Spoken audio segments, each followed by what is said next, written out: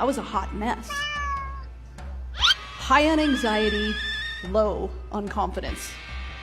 At the beginning of my journey, I'm a 108-pound, 20-year-old misfit. I feasibly quit everything I started. It seemed like everybody around me knew exactly what they wanted to do with their lives. They knew the jobs they would land, how many kids they'd have. My buddy Steve, however, was a firefighter, and he was the epitome of clarity and purpose as he talked about these amazing fires that he had and rescues that he conducted. And I remember thinking to myself, dude, that's your job? But weeks turned to months, and stories turned to lessons. And I was hanging off his every word. And one day he turns to me and he says, Shelli, why don't you just apply?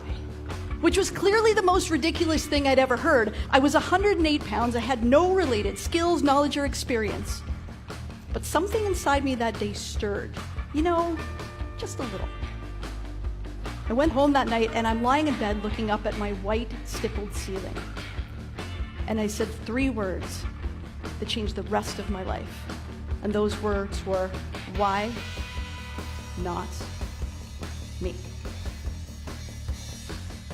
And in that moment, something magical happened because I didn't care what it cost in blood, sweat, money, time, or tears. I was going to be a firefighter.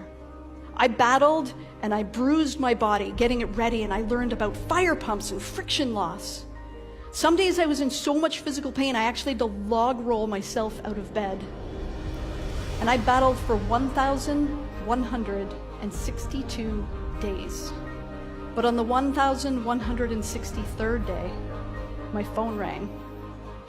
Shelli Varela, it's Deputy Chief Borden. We'd like to welcome you aboard as our city's first female firefighter. And I realized the power of story, and that the stories that we tell ourselves have the ability to keep us stuck. I realized that when we are able to reframe our inner stories, we're able to change what becomes feasible and what we can project ourselves towards and what we can actually accomplish. And when we do that, what we get to tell the world, that story that we get to leave behind us when we're gone, changes.